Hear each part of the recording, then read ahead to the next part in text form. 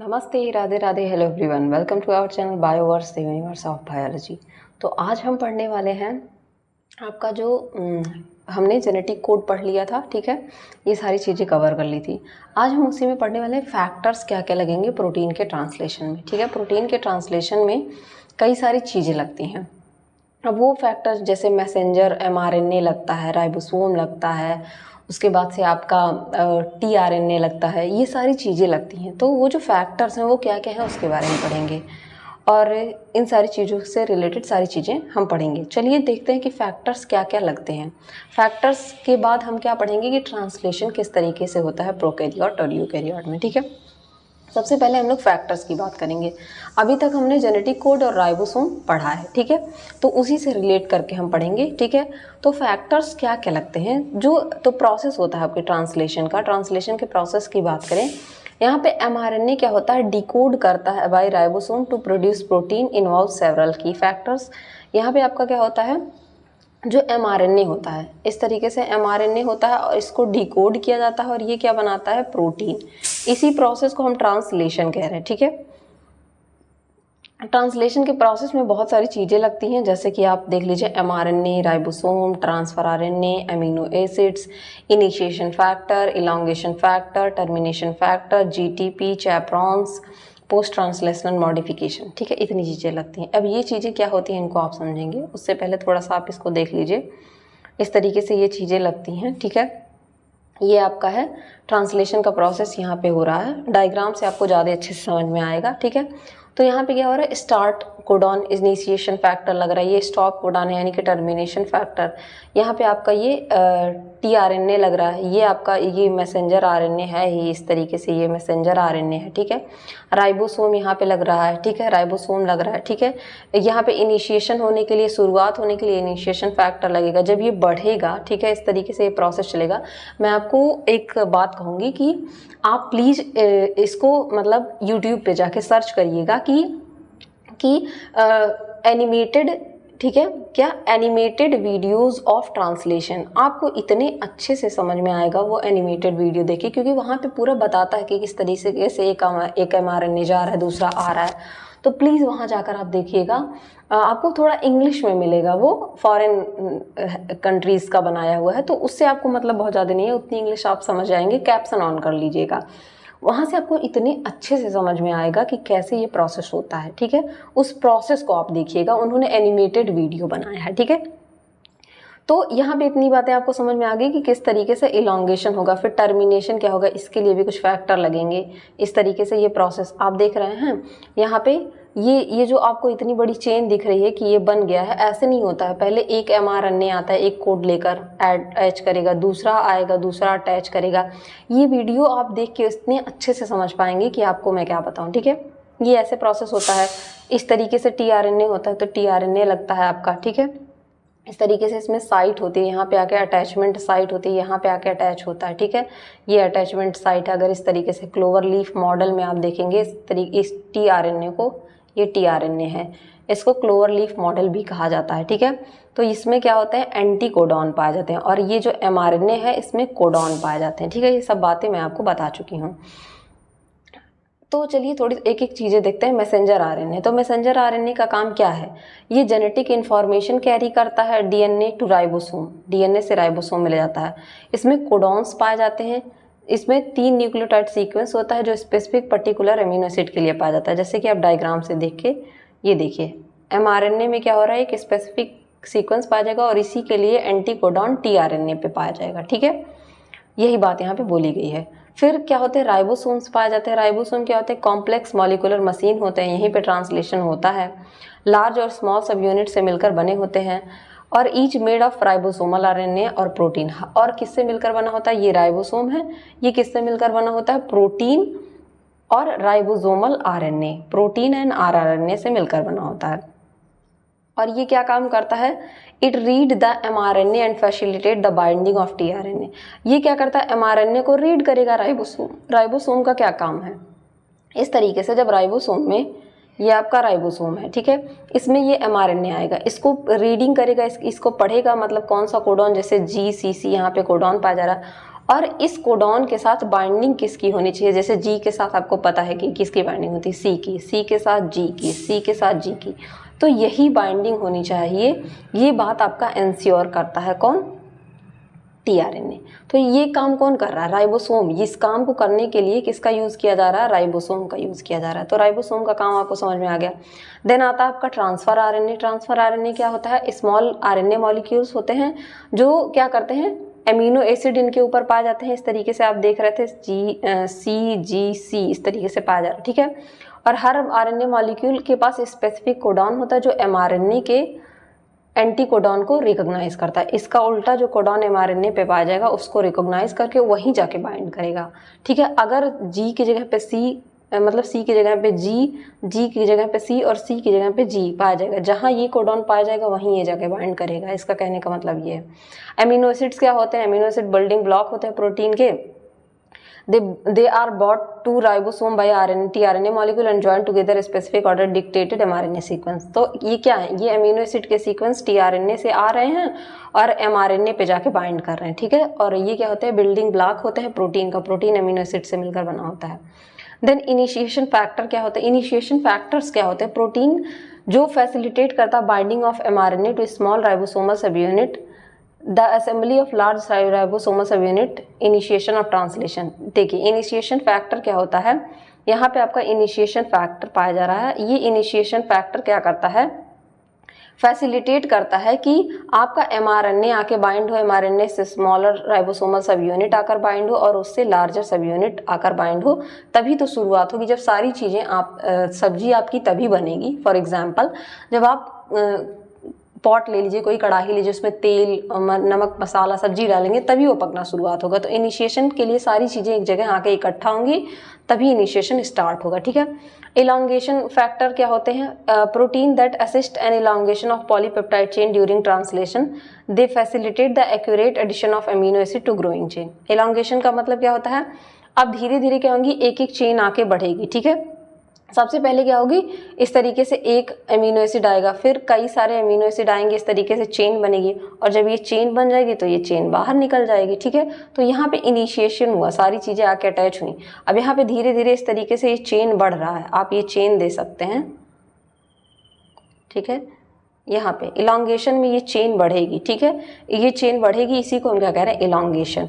और ये elongation ensure किया जाता है कि हमेशा करेक्ट मैनर हो। मतलब अगर जो सीक्वेंस दिया है AGG तो उसके कॉम्प्लीमेंट्री, मतलब ए का कॉम्प्लीमेंट्री अगर यू है आरएनए में तो AU से आकर ही बाइंड करे, ठीक है, CG से आकर बाइंड करे। इस चीज़ को इंश्योर किया जाता है। टर्मिनेशन के लिए मतलब उस चीज़ को ख़त्म होने के लिए, अब यहाँ पे क्या हुआ, सारे फैक्टर हो गए, सारा प्रोसेस हो गया, इसको टर्मिनेट करना मतलब सारी चीज़ें अलग हो जाएंगे, पॉलीपेप्टाइड अलग हो जाएगा, tRNA अलग हो जाएगा, ये राइबोसोम हट जाएंगे, मतलब सारी चीज़ें खत्म कर दी जाएंगी, ठीक है।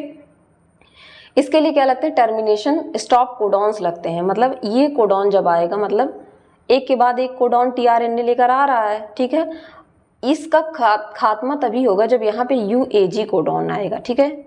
ये तीनों, इन तीनों में से कोई भी अगर एक आएगा, UAA, UAG, UGA, तभी क्या होगा, यहाँ पे टर्मिनेशन होगा, सारी चीज़ें अलग हो जाएंगी। इनके लिए कि कुछ फैक्टर और लगते हैं, जैसे GTP को ATP के तरह माना जाता है।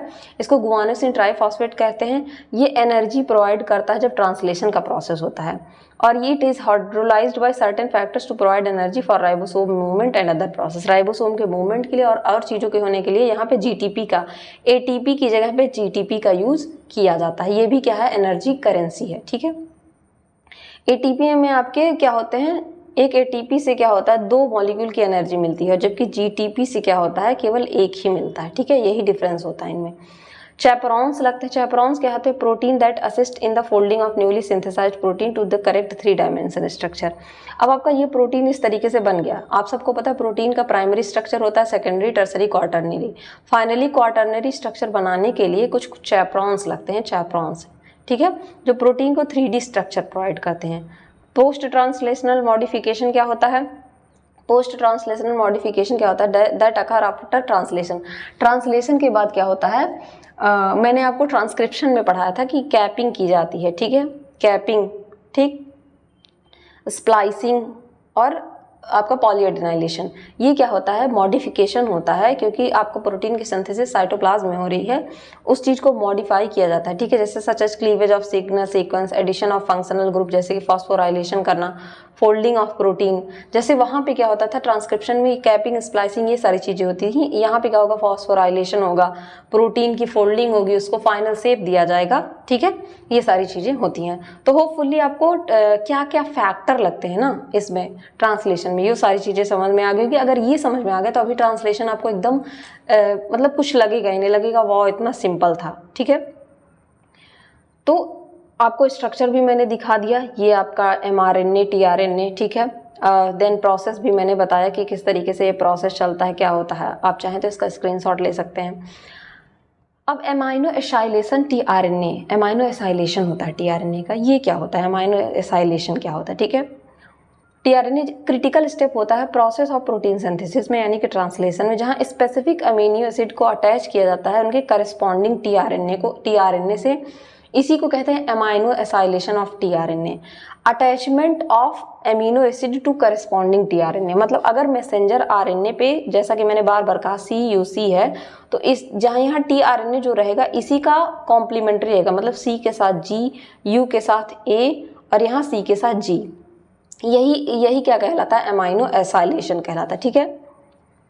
एमाइनो एसाइलेशन ये प्रोसेस क्या करता है, इंश्योर करता है कि करेक्ट अमीनो एसिड ही इनकारपोरेट हो जब पॉलीपेप्टाइड चेन का फॉर्मेशन हो, mRNA के साथ tRNA का करेक्ट बैलेंस हो, ठीक है, गड़बड़ नहीं होना चाहिए, यही बात एमाइनो एसाइलेशन कहलाती है। Amino acylation of tRNA synthase, ये भी आपके उसमें एक है। तो ये क्या होता है, एक फैमिली ऑफ एंजाइम है जो किस चीज़ के लिए रिस्पॉन्सिबल होती है, करेक्ट अमीनो एसिड को अटैच करने के लिए tRNA मॉलिक्यूल से। mRNA है इस तरीके से, यहाँ से ऐसे tRNA आएगा तो इससे करेक्ट अटैचमेंट होना चाहिए।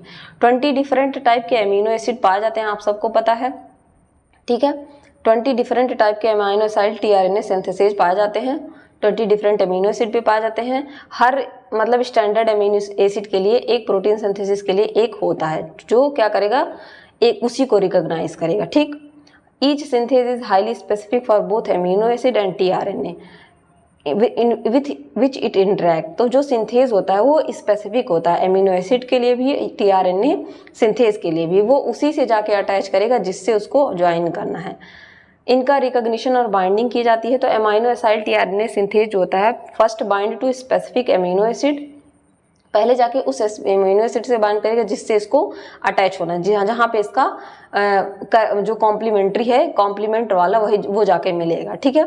आप एग्जाम में जाते हैं तो आपके एग्जाम में क्या होते हैं, सीट नंबर्स लगे होते हैं और आप उसी सीट नंबर पे जाके बैठते हैं जहाँ आपका रोल नंबर होता है। तब जब कॉपी की डिस्ट्रीब्यूशन की जाती है तो वो सही से होता है, ठीक है। यही काम यहाँ पे भी किया जा रहा है, इसीलिए सीक्वेंस जरूरी होता है। ये रिकॉग्नाइज, अगर सीक्वेंस में थोड़ा सा भी इधर उधर हुआ, इतना जेनेटिक मॉडिफिकेशन हो जाएगा, म्यूटेशन हो जाएगा, कोई भी जीन बन जाएगी, आपकी बॉडी किसी अलग तरीके से बन जाएगी, ठीक है। इसीलिए ये सारी चीज़ें जरूरी होती हैं। ये रिकॉग्नाइज करते हैं अप्रोप्रिएट tRNA मॉलिक्यूल को जो उस एमिनो एसिड से आके बाइंड करे। मान लीजिए अगर mRNA पे, मैंने बार बार वही कहा, CUC है तो उसी का कॉम्प्लीमेंट्री tRNA पे होना चाहिए, बार बार यही बात कही जा रही है, ठीक है।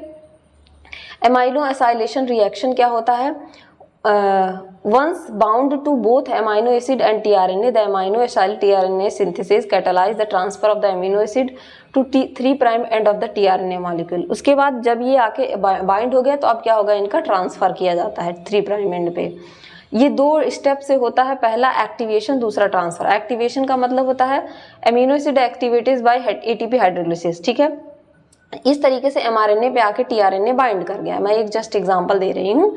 इसको एक्टिवेट करने के लिए यहाँ पे ATP की जरूरत पड़ती है। अभी ये क्या है, मतलब ये ऐसे पड़ा हुआ है, जैसे खाना पकाने के लिए आपको गैस जलाना पड़ता है, उसी तरीके से इसको एनर्जी की जरूरत पड़ती है। ATP आएगा, फिर क्या होगा, ये एक एमाइनो एसाइलेशन AMP इंटरमीडिएट बनाएगा और रिलीज करेगा पायरोफॉस्फेट को, उसके बाद ये एक्टिवेट हो जाएगा।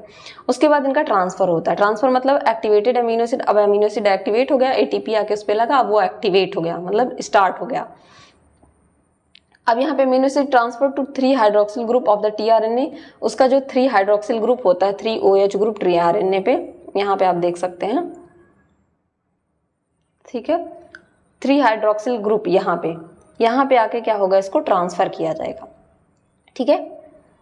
Forming an amino acid tRNA molecule and AMP, और यहाँ पे आके एक अमीनो एसिड टीआरएनए मॉलिक्यूल बनाएगा और एएमपी बनाएगा। अब प्रूफ रीडिंग मैकेनिज्म क्या होती है, अमीनो एसिड टीआरएनए सिंथेस क्या होता है, प्रूफ रीडिंग मैकेनिज्म ये इंश्योर करता है कि जो बाइंडिंग है, प्रूफ रीडिंग का मतलब होता है आप कोई चीज़, आप अपनी नोट्स बना रहे हैं, कॉपी आपने कोई चीज़, आपने आंसर राइटिंग करी, आपको एग्जाम में लिखना, आपने आंसर राइटिंग करी, फिर आप बाद में उसको रीचेक करते हैं, इसी को प्रूफ रीडिंग कहते हैं, कि रीचेक करना कि आपने सही लिखा है या नहीं, ठीक है, प्रूफ रीडिंग कहते हैं।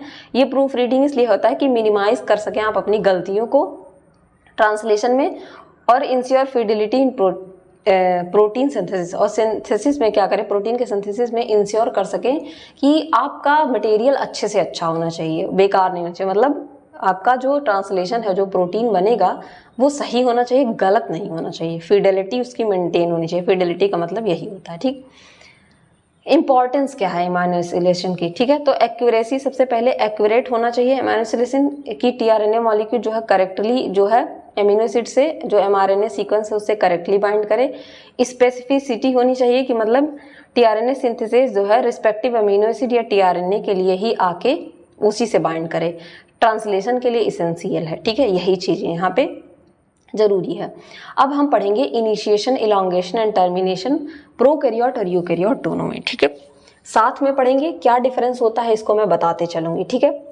तो सबसे पहले आप डिफरेंस जान लीजिए, प्रोकैरियोट और यूकैरियोट के एमआरएनए में ही डिफरेंस होता है। क्या डिफरेंस होता है, जो प्रोकैरियोट का एमआरएनए होता है ये जनरली क्या होता है, इनकी लेंथ शॉर्टर होती है, ठीक है, और ये पॉलीसिस्ट्रॉनिक होते हैं। पॉलीसिस्ट्रॉनिक का मतलब आपने क्या पढ़ा था कि इनमें एक्सॉन इंट्रॉन पाए जाते हैं ना, उसी तरीके से ये देखिए पॉलीसिस्ट्रॉनिक का मतलब होता है कि इस तरीके से इनमें सीक्वेंस, यहाँ पे देखिए कोडिंग रीजन ऐसे सीधा है ना, लेकिन यहाँ पे कई सारी साइट पाई जा रही हैं, तो ये क्या होता है, पॉलीसिस्ट्रॉनिक होते हैं, इनमें कई सारी साइट्स पाई जाती हैं सिंथेसिस के लिए, ठीक है।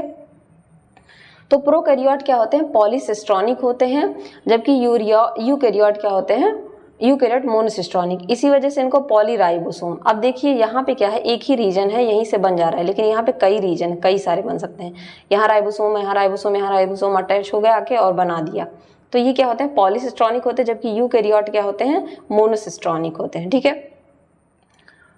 मल्टीपल ओपन रीडिंग फ्रेम्स होते हैं, मतलब ORF इनको कहा जाता है, ORF, ठीक है, ओपन रीडिंग फ्रेम, ORF इनमें कई सारे होते हैं इस तरीके से, जबकि ये ORF प्रोकैरियोट यूकैरियोट में एक होता है, ठीक है। इनिशिएशन कोडॉन की बात की जाए तो इनका जो इनिशिएशन कोडॉन होता है ये प्रोसीड होता है, मान लीजिए ये है आपका, ठीक है, तो ये जहाँ से शुरुआत करेंगे वो एक सीक्वेंस होता है और उस सीक्वेंस को कहा जाता है, इसको आप लिख लीजिएगा साइन डेलगार्डनो सीक्वेंस, और ये AGGU, ठीक है, यही ये डिनोट करेगा, यही इसी सीक्वेंस पे आके बाइंड करेगा हमेशा। प्रोकैरियोट का जो ट्रांसलेशन का प्रोसेस होगा, जब भी शुरुआत होगी साइन डेलगार्डनो सीक्वेंस से ही शुरुआत होगी, और ये अपस्ट्रीम रीजन पे पाया जाता है। मतलब अपस्ट्रीम का मतलब होता है, मैंने बार बार बताया, अपस्ट्रीम का मतलब आगे वाले रीजन को अपस्ट्रीम और पीछे वाले रीजन को डाउनस्ट्रीम कहते हैं। तो ट्रांसलेशन की साइट हमेशा अपस्ट्रीम पे होगी, और ये कहाँ आके बाइंड करेगा, साइन डेलगार्डनो सीक्वेंस, ठीक है। साइन डेलगार्डनो सीक्वेंस क्या है, ऊपर मैंने आपको बताया, ठीक है। साइन डेलगार्डनो सीक्वेंस पे आके बाइंड करेगी, अपस्ट्रीम रीजन पे पाया जाएगा, स्टार्ट कोडॉन इसका 5 प्राइम UTR पे पाया जाएगा, ठीक है। यही चीज इनमें क्या है, ये लॉन्गर होते हैं, यूकैरियोट क्या होते हैं, लॉन्गर होते हैं, मोनोसिस्ट्रॉनिक होते हैं, और इनमें इंट्रॉन और एक्सॉन दोनों पाए जाते हैं, ठीक है, इंट्रॉन और एक्सॉन पाए जाते हैं। ये बात मैंने आपको ट्रांसक्रिप्शन में बहुत अच्छे से बताई है, इंट्रॉन एक्सॉन क्या होते हैं, ठीक है।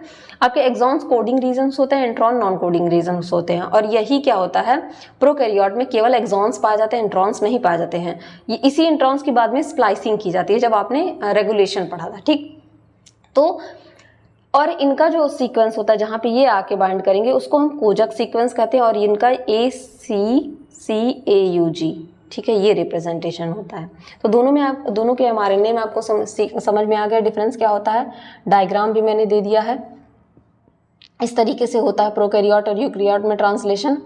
देखिए इनमें ट्रांसलेशन कहाँ हो रहा है, साइटोप्लाज्म में हो रहा है, ठीक है, साइटोप्लाज्म में, और इनमें भी साइटोप्लाज्म में हो रहा है, लेकिन इनका सारा प्रोसेस यानी कि ट्रांसक्रिप्शन, ट्रांसलेशन सब कुछ इसी में होता है, ठीक। लेकिन इनका ट्रांसक्रिप्शन कहाँ हो रहा है, न्यूक्लियस में हो रहा है। ये आपका न्यूक्लियस है, न्यूक्लियस में हो रहा है और ट्रांसलेशन क्या हो रहा है, इनका साइटोप्लाज्म में हो रहा है। इसी वजह से यहाँ पे क्या होता है, पोस्ट ट्रांसलेशनल मॉडिफिकेशन होता है, जो मैंने आपको पोस्ट ट्रांसक्रिप्शनल मॉडिफिकेशन, जिसमें आपने कैपिंग, स्प्लाइसिंग और पॉलीएडेनाइलेशन पढ़ रखा है, ठीक है।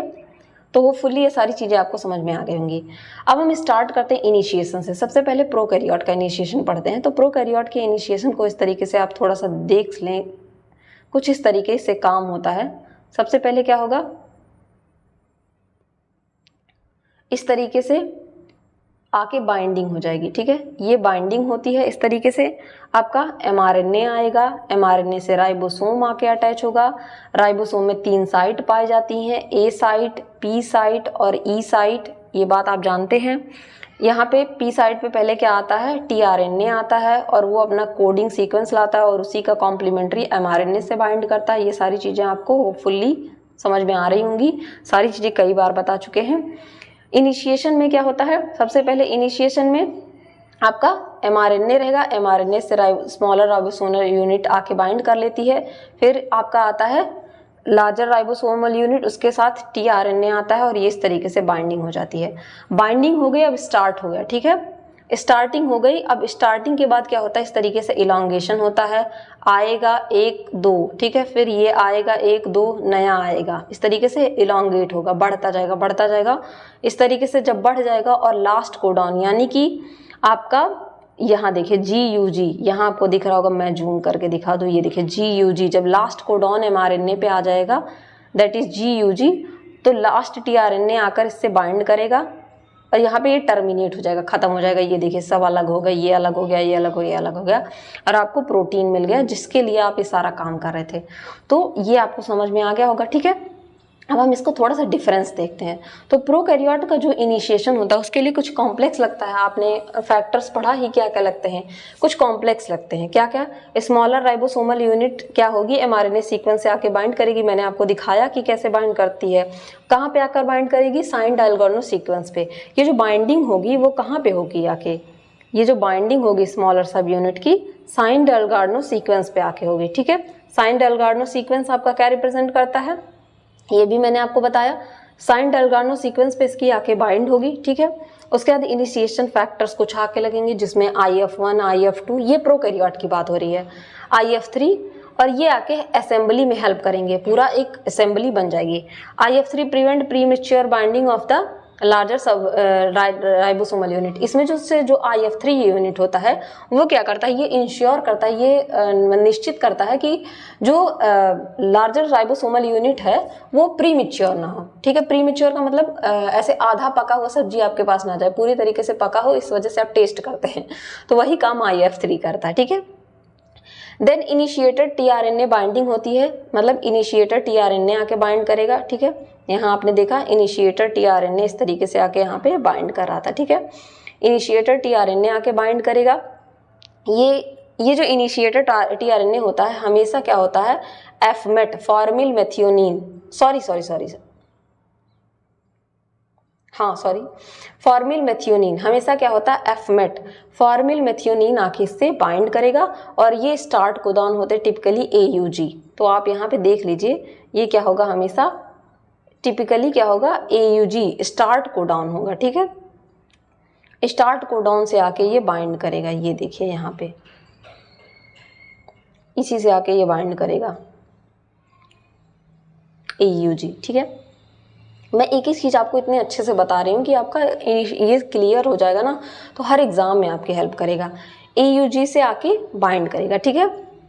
This binding facilitate by initiation factor including IF2 ensure correct position of the initiator tRNA। और अब IF2 आके यहाँ पे चेक करेगा कि जो ये बाइंडिंग है करेक्ट पोजीशन पे हुई है या नहीं है, ये चीज़ इंश्योर हो जाएगी। अब असेंबली होगी राइबोसोम की, अब लार्जर राइबोसोमल यूनिट 50S आके ज्वाइन होगा और फंक्शनिंग राइबोसोम की स्टार्ट हो जाएगी। GTP की हाइड्रोलिसिस इन्वॉल्व होगी उनको एनर्जी प्रोवाइड करने के लिए, और अब इनिशिएशन फैक्टर रिलीज हो जाएगा और इनिशिएशन स्टार्ट हो जाएगा।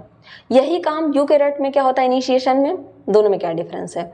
Formation of pre initiation complex, मतलब स्मॉलर राइबोसोमल सब यूनिट 5 प्राइम कैप से आके, वहाँ पे क्या होता है, प्रोकैरियोट में 5 प्राइम UTR ठीक है, से आके बाइंड होता है। यहाँ 5 प्राइम कैप से, इसमें इनिशिएशन फैक्टर क्या होंगे, EIF1, EIF1A, EIF12, EIF13 और ऐसे 10 होते हैं। ठीक है, ये स्टेबलाइज करते हैं इंटरेक्शन mRNA और राइबोसोम का, करते हैं कि करेक्ट बाइंडिंग हो। ठीक है, देन स्कैनिंग होती है स्टार्ट कोडॉन की।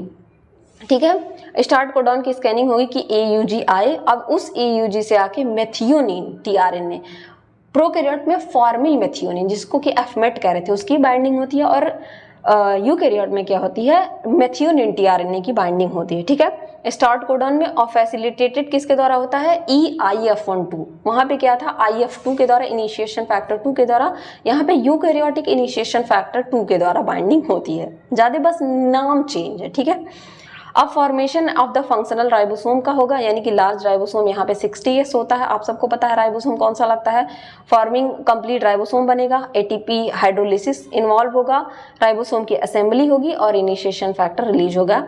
सेम चीज हुआ, ठीक है, कुछ भी चेंज नहीं है, सेम चीज हुआ। AUG वहां पे प्रोकैरियोट में क्या था, प्रोकैरियोट की अगर मैं बात करूं, आप अभी तुरंत इसका एक चार्ट बनाइए, डिफरेंस लिख लीजिए इनमें, ठीक है, अपनी कॉपी में। ठीक है, और यूकैरियोट में यहाँ पे क्या हुआ कि यहाँ पे 5 UTR रीजन लग रहा था। ठीक है, और यहाँ पे 5 कैप रीजन। ठीक है, 5 कैप रीजन। प्रोकैरियोट में क्या था, फॉर्मिल मेथियोनिन एफमेट लग रहा था, और यहाँ पे मेथियोनिन लग रहा है। ठीक है, यहाँ पे इनिशिएशन फैक्टर 1 2 3 लग रहा था, यहाँ पे यूकैरियोटिक इनिशिएशन फैक्टर 1 2 3 लग रहा है। ठीक है, यही सारे डिफरेंस होता है और कुछ डिफरेंस नहीं होता।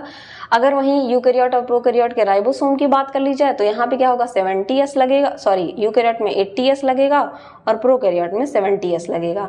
तो यहाँ पे लार्जर सब यूनिट 60S हो जाएगा और यहाँ लार्जर सब यूनिट 40S हो जाएगा। ठीक है, सॉरी 50S हो जाएगा। तो होपफुली ये सारी चीज़ें आप समझ गए होंगे और इसको नोट डाउन कर लीजिएगा, क्योंकि आपको 2 बार पढ़ने की ज़रूरत ही नहीं पड़ेगी, सेम प्रोसेस हो रहा है, केवल फैक्टर चेंज हो रहे हैं, आप उसको देख लीजिएगा। इस तरीके से होता है, ये बताने की ज़रूरत नहीं है, मैंने आपको सब कुछ डिटेल में बताया।